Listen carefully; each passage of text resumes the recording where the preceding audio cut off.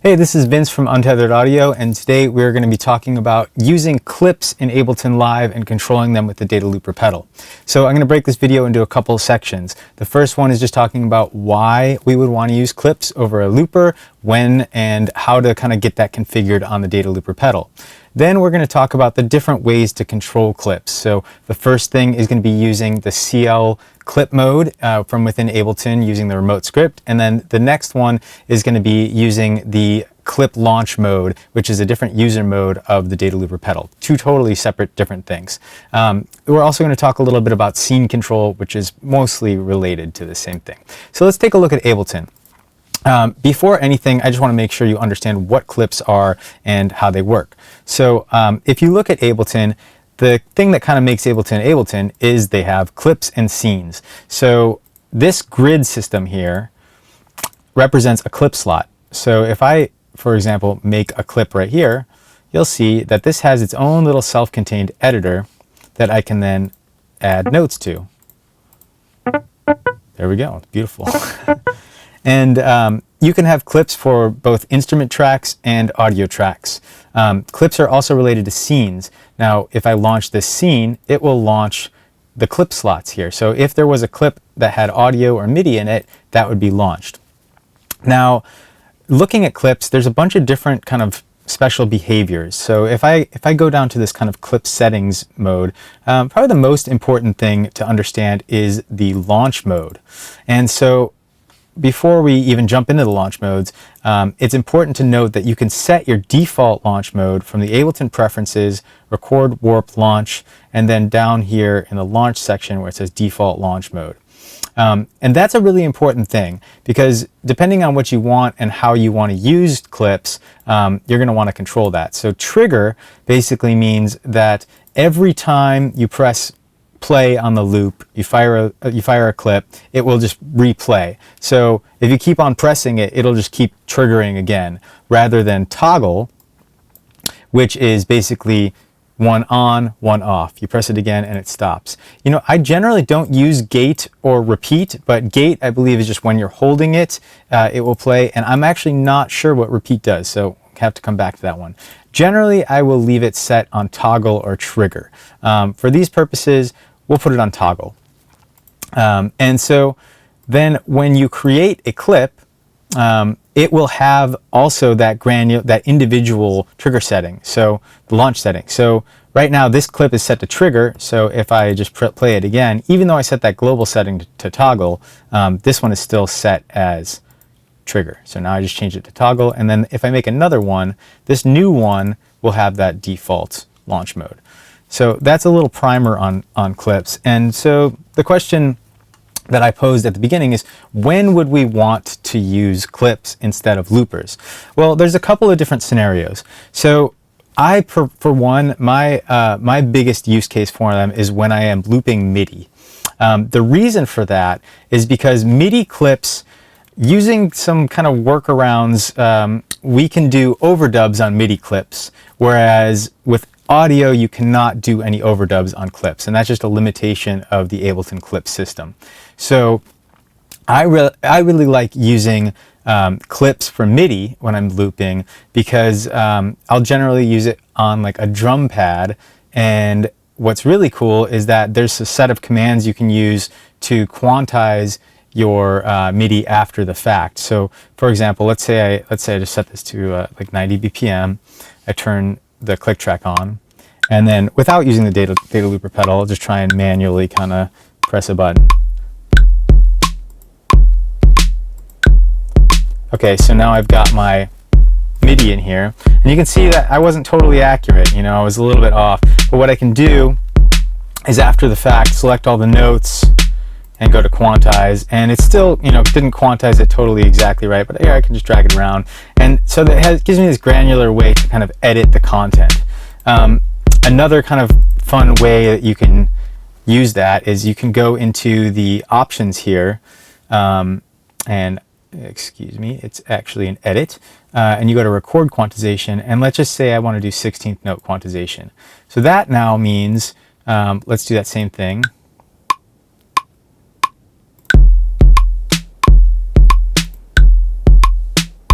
you'll see now these latched onto the last 16th note.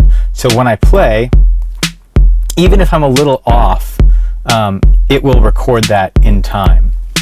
It takes a little getting used to, but it does make it a lot easier if you're trying to layer with loops or kind of pre-made things. So that's one use case for using clips.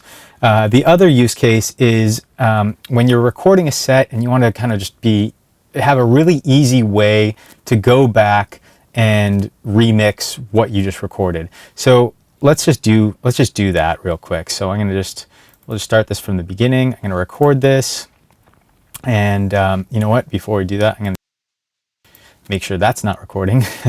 And this is my mic. And so yeah, let's just try that again. So I'm going to turn this on.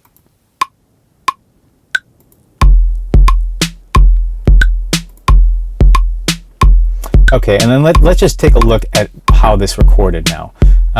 So we'll go over to the arrange view, and we'll see that it just is really easy to look at. Now we can turn this button off here, which just allows us to actually see what to play from arrange view. And we'll see that when it's a clip, it just kind of puts exactly what you'd expect in the recording. So you'll see it's got the start and end points of the clip. It loops where you'd expect it to loop. So it just makes it really easy to record your set. The third advantage of clips is that you can set, if you've got audio clips, for example, so let me just add another audio track. We'll just put it on a silent thing here. And here, we'll just do monitor off. So I just got a dummy clip here that's got no audio in it, but it allows you to set your warp mode. So if I'm doing a lot of kind of like tempo transitions or ambient things where I want to play with the tempo, I can set my warp mode to something other than repitch, which is the default for the Ableton looper. And then that will actually intelligently re-tempo-wise the loop basically and stretch it in a way that still sounds good. The DL1 plugin does have the option for switching the stretching algorithm as well. So if you did want to do that, you can also use the plugin, and then inside the plugin settings you'll see this tempo algorithm, and if you wanted to not repitch but stretch instead, you could use that stretch algorithm. So that's one other reason that clips might kind of be advantageous. And then so there's two primary ways to use DataLooper with the clip system. One of them is using this setup here, where there's these CL hashtag and then the virtual looper number that you want to connect to. So just to kind of explain that, we're going to look at the DataLooper config setup. So an important concept to kind of wrap your head around is that the DataLooper pedal, and let's just look at an example of that here, can have as many virtual loopers as you want. So by default, these buttons are just kind of a blank canvas. And if I add a looper control, I can say, okay, I want this button to control looper number 1, but this button could also control looper number 22.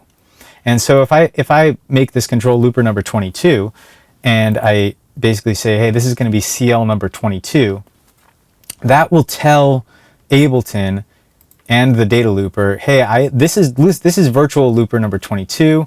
I want to link to this button because this is also virtual looper number 22. So that's basically what we got going on here. So I'll change it back to 1 here just for simplicity's sake.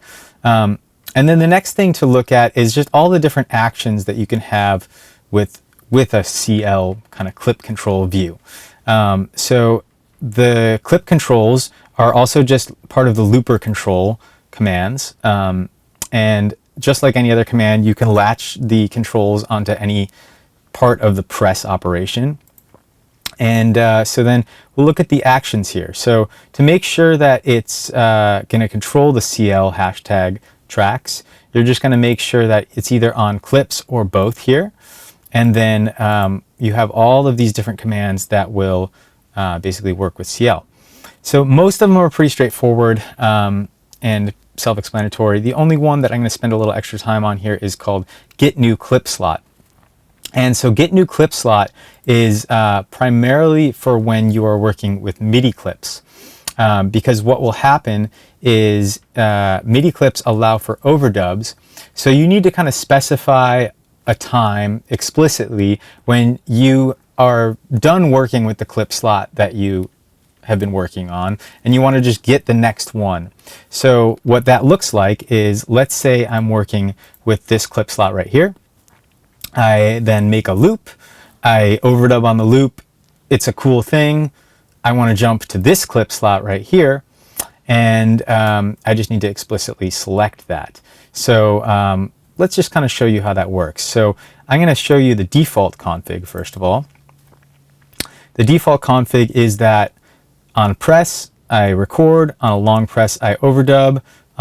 If it's recorded and playing, then on a press, or it's actually a release, it'll stop. And this top button, if I long press, it'll get a new clip slot. And that's, you can see it's the CL only here. Okay, so let's check out how this works on the pedal. So I'm over here in Ableton now, and you'll notice that without the transport running, nothing's blinking. You can't actually record clips with the transport stop. So I'm going to start the transport here, and then I'm going to turn the metronome on, and I'll just record a clip.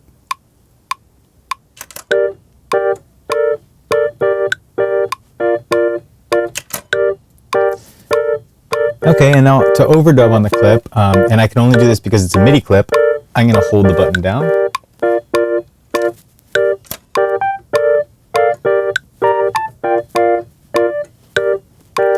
And then to stop the overdub, I'll just hit the same button again. And now I can see all those MIDI notes are here. And if I wanted to record this, it would just show a nice, clean start and stop point of the clip. And now, let's say I really like that clip, I want to save it, I want to bring it back later in a set. I'm going to do my Get New Clip Slot button, and I just held down that top button because that's how I have it configured. And you'll notice the loop did not stop playing. So I'm now queued up and ready to make a new clip, but this one's just kind of still doing its thing. So now when I'm ready, I can say, okay, that was cool. I'm going to do a key change.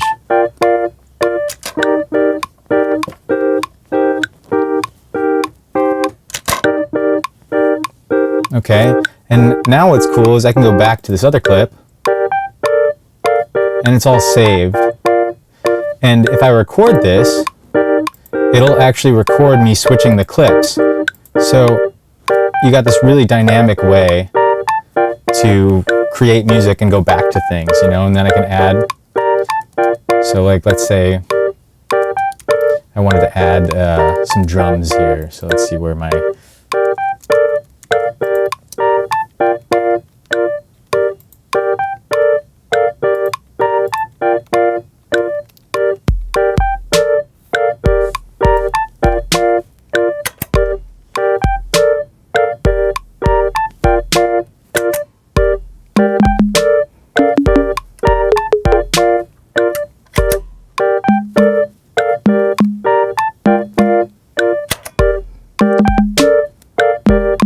got a nice basic beat here. And so to clear that, now I can just press the clear button, it deletes the clip. Same thing with this one, or I can just stop the clip. And then let's say I like that clip, but I want to get a new clip slot. I can just do that. Now it's preserved that clip. And that's more or less the clip workflow.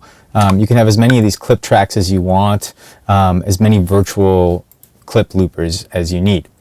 So that's kind of workflow number one for working with clips with the DataLooper and Ableton.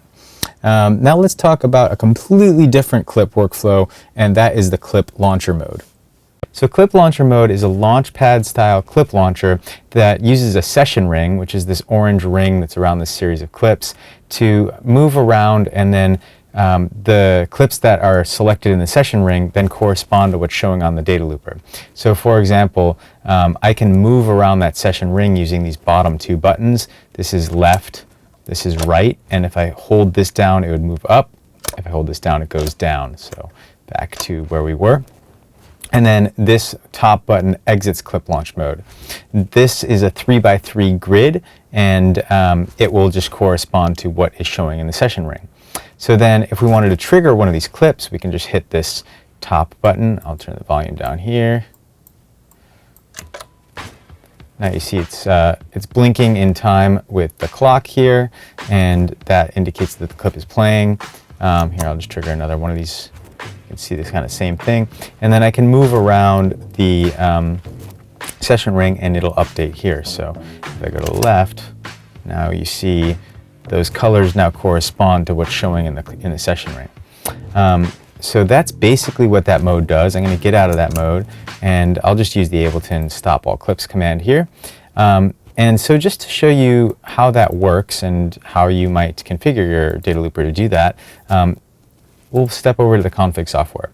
So the way I had things configured, I basically dedicated this top right button to this change mode command, and rather than new session mode, I had it set to clip launcher mode.